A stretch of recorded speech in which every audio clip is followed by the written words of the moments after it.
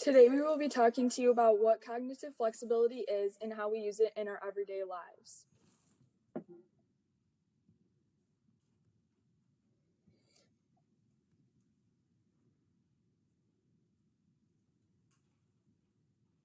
So first off, to introduce ourselves, my name is Peyton Volts. I'm a junior at Stillman Valley High School. I play football, basketball, and baseball. She had a blood test or something. And I represent District 10 in the IHSA Student Advisory Committee.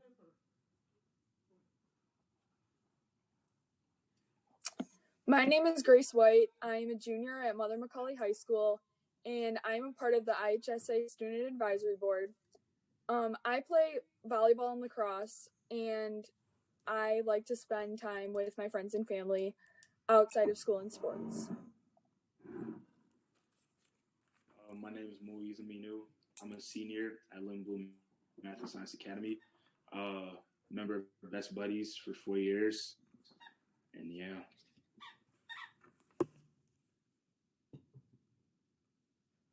I am Willis Malak-Waddell, and I'm from Lindblom Math, Science, and Arts Academy, and I am a senior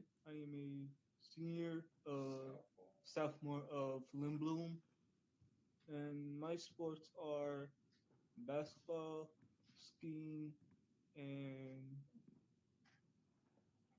karate.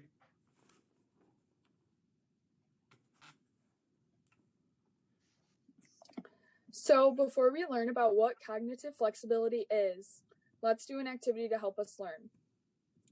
First, I want you to scratch your nose. Now, without using your hands or your fingers, scratch your nose again. Next, take your hands and slide them underneath your thighs and try to itch your nose again. Did you come up with other ways and strategies to get around this obstacle? If you did, congrats. You are using cognitive flexibility. Cognitive meaning your mind, and flexibility meaning the ability to be modified.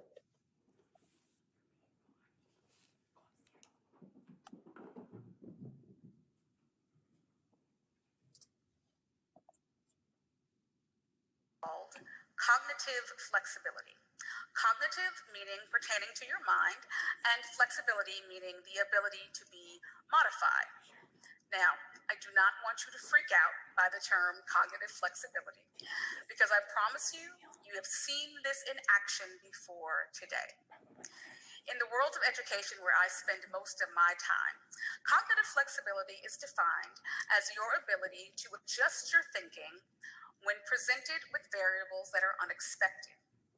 So, for example, the robotics team is at a competition and their robot just stops working. Suddenly they have to come together and develop some new calculations, some new ideas to help get their robot back into the game. In the game of football, which is my favorite sport to watch, you see cognitive flexibility when the quarterback goes to throw to his receiver, but then ends up scrambling for yards because he realizes that his receiver is no longer open. And if you are a parent, your children use cognitive flexibility on you all the time. Like when you tell them for the 27th time why they cannot have ice cream for breakfast, and they immediately come up with reason number 28 as to why they should be able to have ice cream for breakfast. So, in short, cognitive flexibility is just our ability to think on our feet. And yet, when we don't utilize cognitive flexibility, it can have some really serious real-life complications. See, without it, we can become stagnant, despondent, disillusioned, discouraged, or depressed. See, without cognitive flexibility, we run the risk of sacrificing all of our hopes and our aspirations, and we can find ourselves sinking into a perpetual state of purposelessness. Folks, Cognitive flexibility is important, but even more important, it can be the difference between us living our best lives or not living at all. On March 23rd, 2018, I had what is referred to as a widowmaker heart attack. It is a heart attack so severe that after I coded 9 times and didn't die, the doctors and the nurses took to calling me a walking miracle. That sounds really good, right? Walking miracle? It's just one problem. A couple of days later, when I regained consciousness, the very first thing that I realized was that my legs no longer worked. And not only did my legs no longer work, nobody could explain to me why. And as if life wasn't already interesting enough, in the first month of my recovery, I developed an infection in my right leg and in my left foot, both of which subsequently, ultimately, resulted in me having my right leg amputated above the knee and my left leg amputated below it. Suddenly, a woman who got up at 5 o'clock every morning to run 5 miles in preparation for the Peachtree Road Race found herself a bilateral lower limb amputee who was also a partial paraplegic. We know the phrase, when life gives you lemons, make lemonade, right? Well, what happens when life isn't giving you lemons, but she's throwing them at your head instead? In the subsequent days and months and weeks, I had a decision I had to make. I could either quit or I could flex my cognition and get back to the business of living. Well, quitting isn't in my nature, so I chose the latter. Now, I realize that my life journey isn't the same as your life journey, but I'm willing to bet that at some point in your life, you have encountered circumstances that you were not prepared for. And if you haven't, well, in the words of my father, keep on living, because I promise you, someday you will. Over the past year and a half, I have had to completely re-envision my entire life to include my new normal. And I promise you, it is the hardest thing I have ever had to do. But I am thankful that I did, because had I not, I assure you, I would not be sitting here before you today. Because see, what I really wanted, was for somebody, anybody, to come and fix all of this. I was looking for a superhero to come and save me.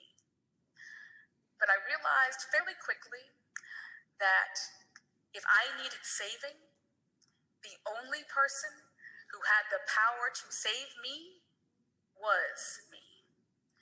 And I submit to you that when life starts coming at you fast, as I promise you it will at some point, and you're looking for a superhero or for someone to save you, the only person who has the power to save you is you. Life's trials don't come along just so that we can give up and quit. Quite the contrary. Cognitive flexibility was built for those moments. See, because what it does is it affords us the opportunity to take life's lemons and make one hell of a good lemon drop martini. See, the truth of the matter is that we are all here for a purpose, and we all have a destiny to fulfill. Our job is to figure out what that destiny is and make it happen. Because after all, our job in the end is to walk in our purpose, whether we have legs or not. Thank you.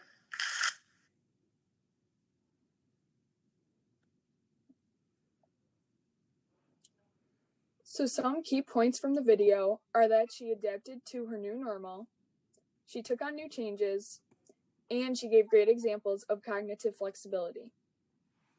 The video explained some really good points, and now you are probably wondering what cognitive flexibility really is.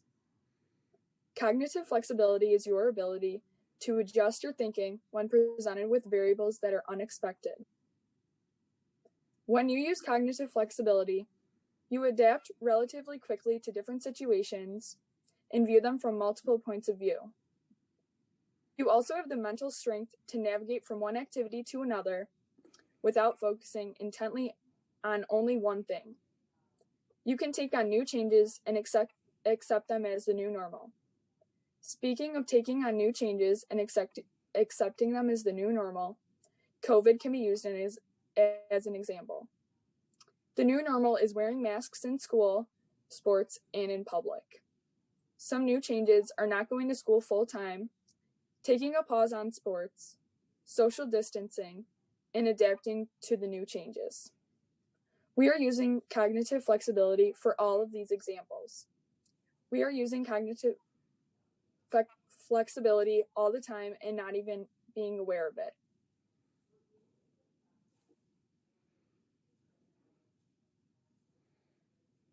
So how can we be flexible thinkers?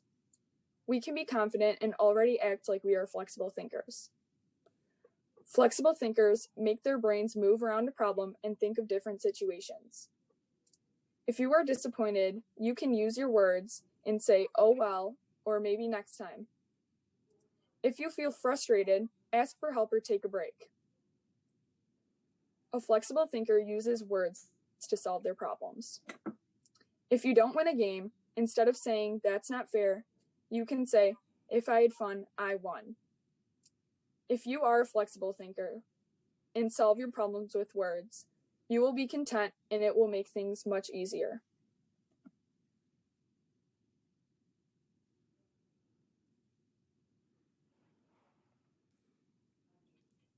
Okay, so who came up with cognitive flexibility and when, you may be wondering? You probably aren't, but I'm still going to tell you anyway. Doesn't matter. So cognitive flexibility was a theory that was come up with by Spiro, Feltovich, and Coulson, three kind of middle-aged, oldish men in 1988. Spiro once said, "By cognitive flexibility, I mean the ability to spontaneously restructure one's knowledge in many ways in adaptive response to radically changing situational demands. This is a function of both the way knowledge is represented and the process that operate on those mental representations." So essentially, he's saying cognitive flexibility is just being able to change your way of thinking, change what you've learned, but instead use it with the different situational changes that are happening. So if you know how to do something, but you have to kind of change your way of thinking about something in order to, do something else, essentially.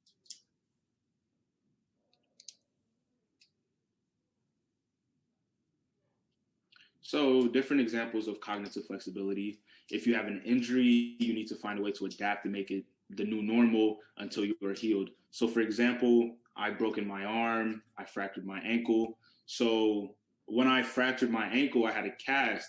So do you understand how hard it is to take a shower with a cast on your leg? There are many things, or even with the cast on your arm, there are many things you can't do, like your dominant hand, and it's been broken. You can't do a lot of things. So you have to learn, okay, how am I going to be able to write? How am I going to be able to turn in work?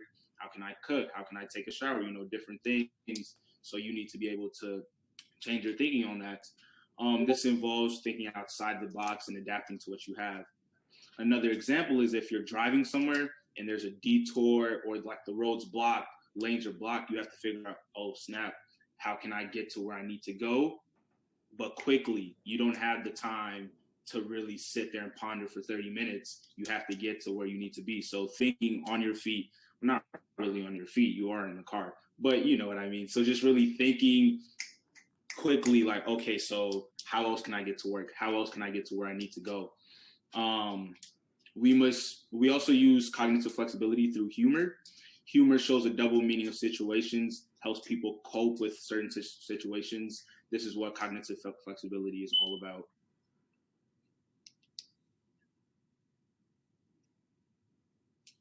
Okay, so more examples of cognitive flexibility. Cognitive flexibility is also used in sports and games. Constant shifts between offense and defense in sports requires athletes to be cognitively flexible. Athletes need the ability to quickly and accurately change their decisions with new information appears. Players are also always in motion and they use distractions to add the load. So essentially, I play soccer, you may play football, you may play lacrosse, whatever it is that you play, you have to think about it because I'm a defender, but the attackers are always coming my way. So I have to think each time, okay, how am I going to deal with this situation? What do? I don't have 20 minutes to stop the attacker. I have a few seconds to decide, okay, how am I going to stop this from happening? No matter what sport you play, if you're an attacker, you have to think, okay, I have 2 seconds to get by this defender. What do I do? How do I do it? You can also do things such as board games. Board games promote collaboration and critical thinking. Playing any games can help with your cognitive flexibility skills. For example, when playing the game Uno, you can demonstrate cognitive flexibility by, as you explain, you're thinking about how to attend and switch different cards. So when you're playing Uno and you have 4 cards and you have to determine, okay, how can I play all 4 of them and still win? Or how can I stop the person next to me from winning? So do I play this draw 4? Do I play a skip? Do I change the color? You have to think, and you have to think quickly because people, they get upset when you're taking too long. So if you don't want the person next to you to win or you want to win, you have to think, okay, do I play the draw 4, the draw 2? What can I do? What are the rules of this game? But yeah, playing any board game is a good option, such as Monopoly, because you have to really monopolize the board. Essentially, you have to think, okay, so if I buy like this property, is this going to help me in the long run? Is this going to be a good choice to make? And you have to make those choices quickly. You can't dwell on those choices. So yeah. Okay, so ways kids use cognitive flexibility. Kids use cognitive flexibility all the time without knowing it. We especially use cognitive flexibility through learning. Kids use flexible thinking or both learning to read or reading to learn. Flexible thinking enables them to understand how the same letter combination can make different sounds. It is also the skill that helps kids understand how words can be used in more than one way. Writing requires the flexible thinking by organizing thoughts and staying on track.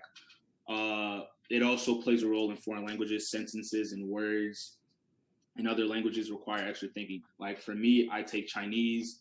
The structure is definitely different from English. I also know Yoruba, which is my native tongue, you would say. So when you're speaking those different languages, they don't work the same way English does. I mean, you have to sometimes, you have to put certain words before other words that wouldn't sound the same in English.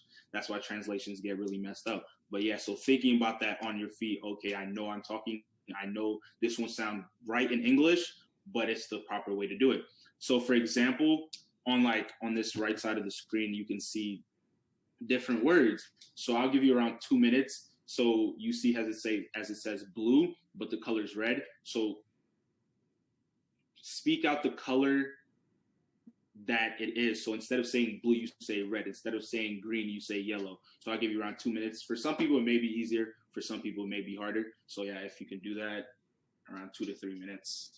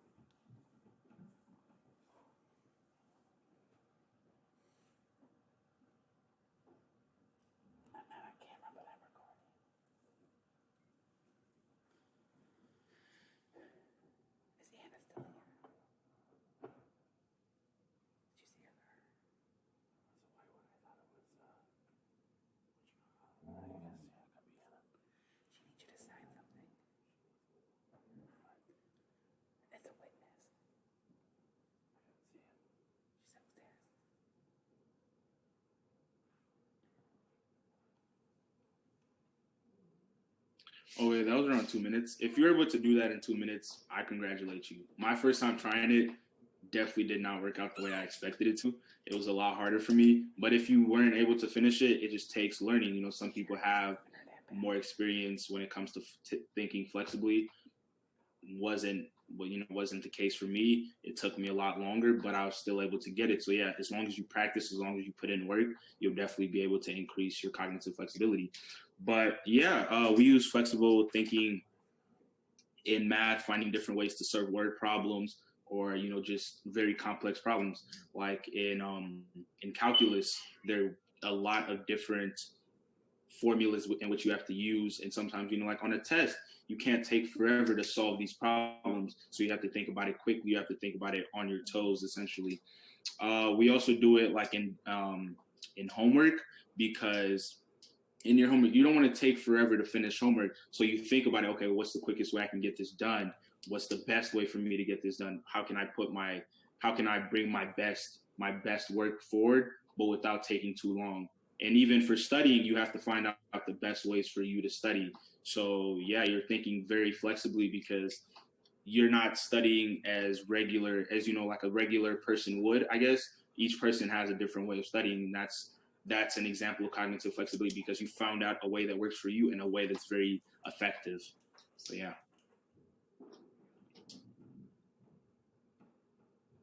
So yeah, this is just a quick video about cognitive flexibility and adaptive decision making. So it just kind of shows how cognitive flexibility works in each person's brain.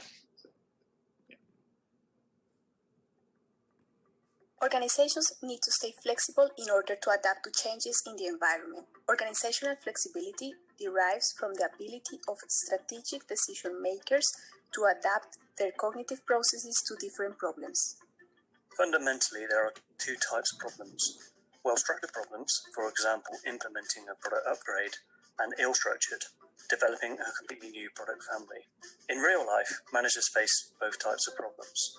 Both problems can be solved, but they need to be solved in different ways, relying on different types of cognitive processes. This study finds that cognitive flexibility is the ability that enables decision makers to adjust their cognitive processes to the type of problem.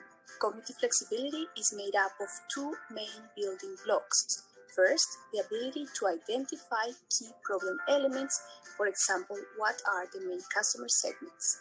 Second, the ability to recognize and value diversity in viewpoints, for example, the possible conflicts of your customers as you introduce a new product. We found that cognitive flexibility has a positive impact on performance.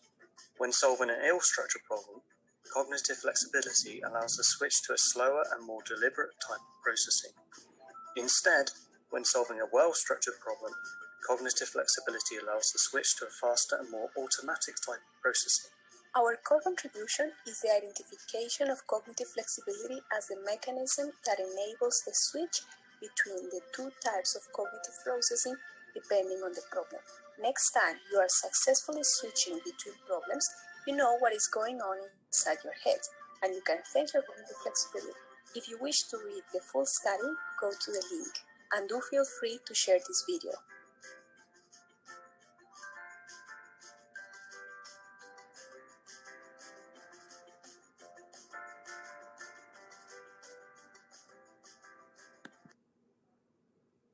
Okay, so back to that other video real quick. So essentially, there are different ways of thinking about something.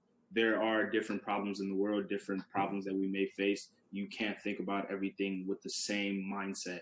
You have to think, okay, like there are different problems, so you can't just attack everything head on. Sometimes you have to strategize, okay, is it better if I come around this way, if I go around this way? You just have to think about things in different ways. There's not just one way you can solve every problem.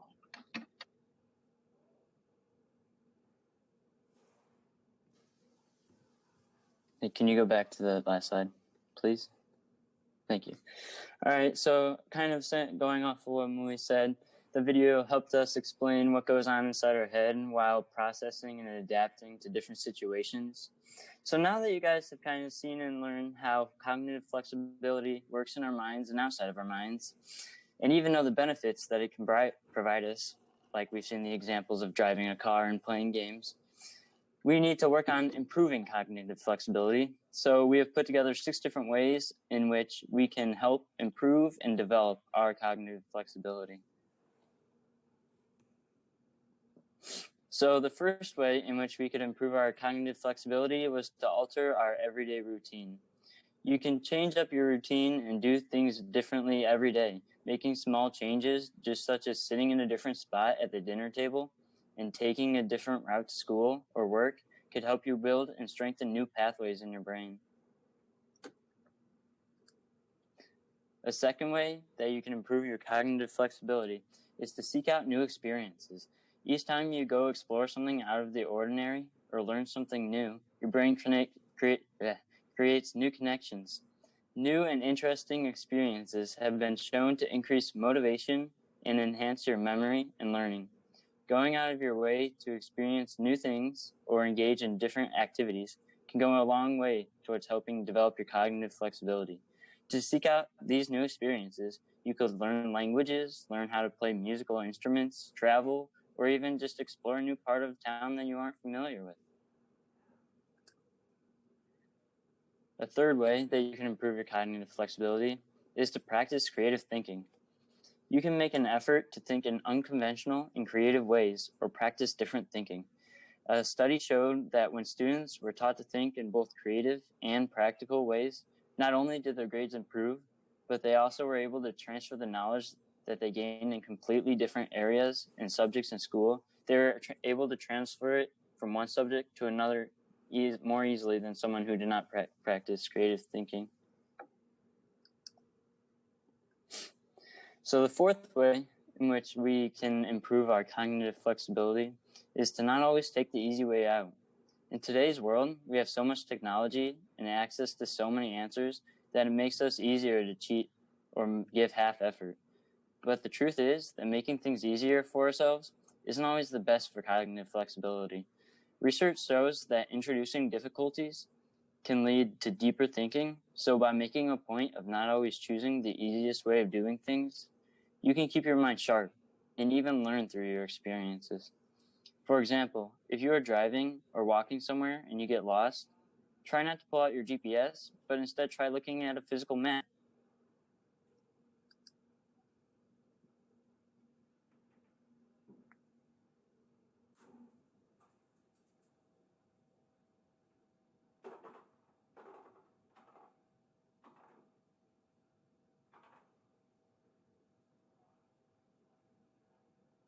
So like going out of your way to like meet new people. So like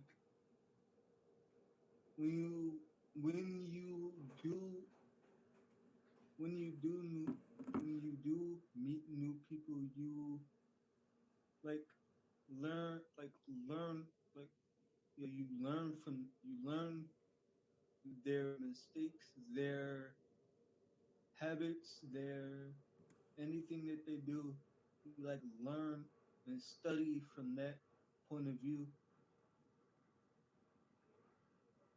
Yeah, just to add on to what Willis was saying about meeting new people, as like being part of Best Buddies for 4 years. At first, it was kind of like something new, but as years go by, you kind of think about things different way. You can interact with people differently. You can interact with students with different disabilities in different ways because you learn, their different habits, things like that. So yeah, it's definitely like a good way to practice your cognitive flexibility. Just meeting new people, like you don't always have to just talk to people that you feel comfortable with or people that just you see every day. A lot of people are different and you have to find new ways to speak to different people.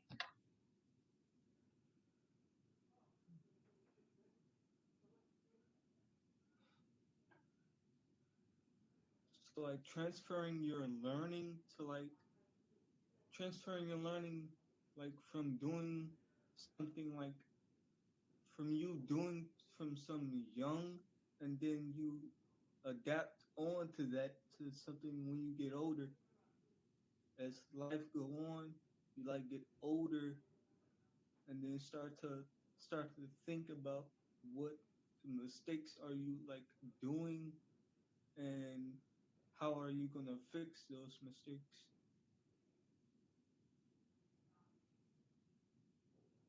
Sorry to continue adding stuff, but I'm just thinking of new examples, like transferring your learning.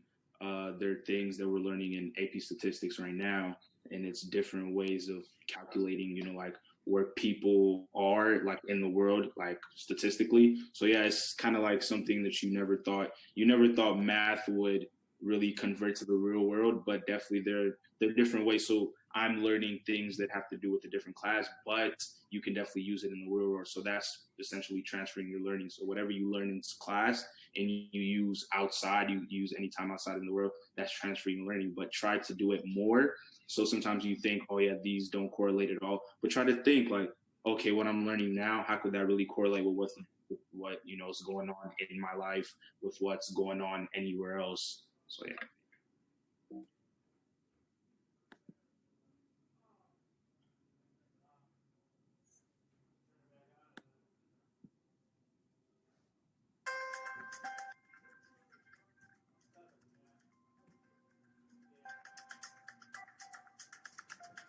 In order to be creative, a faculty of mind that we need to cultivate is cognitive flexibility. It's our ability to shift perspective. It's our ability to access multiple meanings. It's our ability to not get stuck on a singular perspective or point of view. So let's take a look at a few images that are often used in psychology classes to demonstrate the fact that there's always more than one way to perceive what's in front of us. Here is a famous example. What's the first thing you see? Whatever the first thing you see is, that's your dominant perception, dominant perspective of what's in front of you. And you can exercise cognitive flexibility by trying to perceive what's in front of you in a new way. So maybe a few of you see a vase or some sort of candle holder. Can you shift your perspective to maybe see two silhouettes of faces that are facing each other? Second, if you can see both, you are exercising your ability to be cognitively flexible. Here's another image, a famous image of one of two things for most of us. You see the duck. If you see the duck, you see a beak pointing to or facing the left of your screen, and you see duck's head and neck. Can you see a bunny rabbit? If you see a bunny rabbit, then the bunny rabbit's mouth is facing the right of your screen with its ears pointed behind it to your left. Take a second if you have difficulty seeing either. If you can switch between both perspectives, you are exercising cognitive flexibility. Let's take a look at this image. For most of us, we see a silhouette, a white silhouette of a face. Maybe there's glasses, a nose, and a mouth. But can you see something else? Can you interpret what's in front of you in a new way? Take a second. Can you see the word liar written in cursive diagonally on your screen? Now, if you can see both now, if you can see both the word liar and the face, and you can switch back and forth, you are exhibiting cognitive flexibility. So why is this important for creativity? Well, when you're trying to be creative, we're trying to access alternative perspectives, alternative points of view, alternative ideas. And so often our brain wants to feel that it's right, that it has it, that it understands what's in front of it. It's a survival mechanism. We want to know now what reality is. And unfortunately, this causes a lot of frustration because we can get to arguments. And this causes a lot of difficulty for us when we're trying to think of new ideas and new ways of approaching things in our lives. What we need to develop is cognitive flexibility.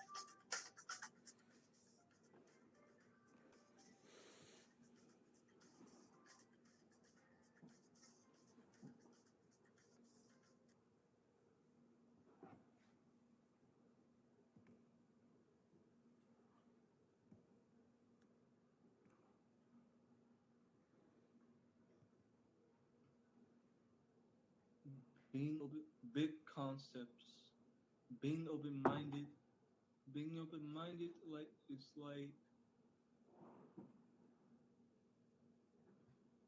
like having like thoughts all around in your head, and you like can't like think of like anything to say or do, but you like end up doing but in time you end up doing it anyway.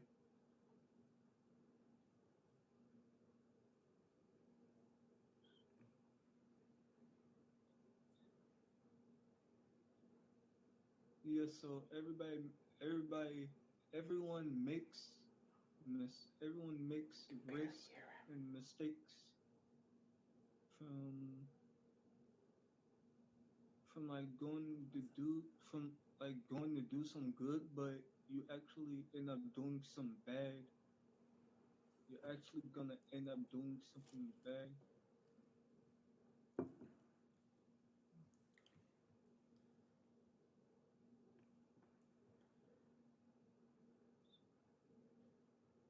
Solve problems. Solving problems.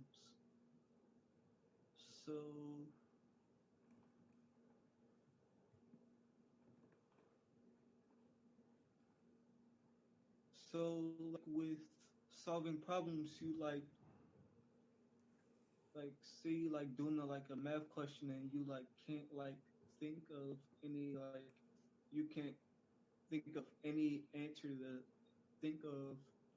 All you gotta do is just ask for help, or all you gotta do is ask for help, or don't get any, or you don't need any. Engaging in learning.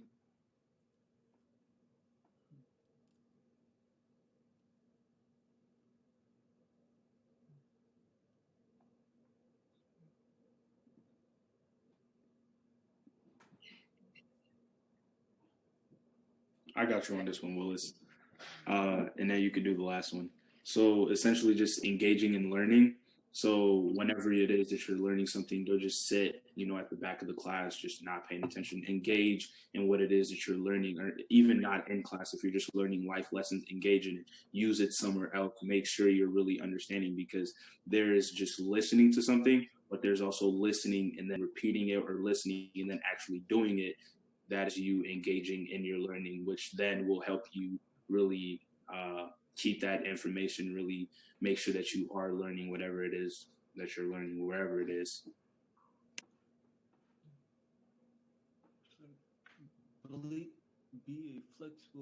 Be a flexible thinker. So like being a flexible thinker is like it's like thinking of something like positive, and then you don't end up then you end up thinking nothing positive. You always end up thinking negative things to say or do to hurt people, or to make them feel better about themselves.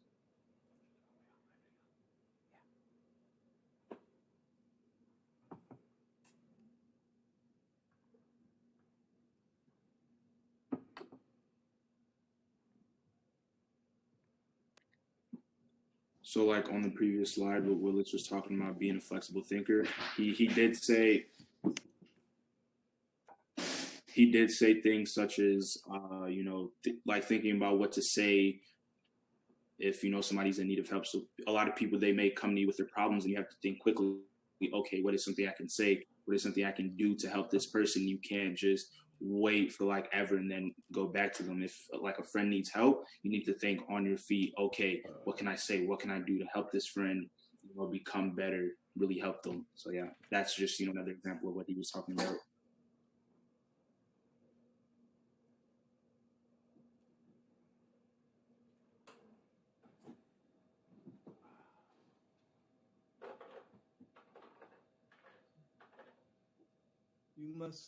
You must complete and pass this quiz 70% or higher to move on to the next lesson.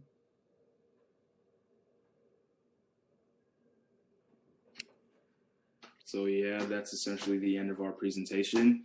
You do have to pass this quiz. You have to do the whole thing. It's really not long. but 70% or higher. Yeah, you can see it's not that long. It's just things that we've learned throughout this whole presentation. As long as you complete this, you'll be perfectly fine. So yeah, thank you guys for, watching our presentation. If you guys have anything else to say. Thank you guys for watching.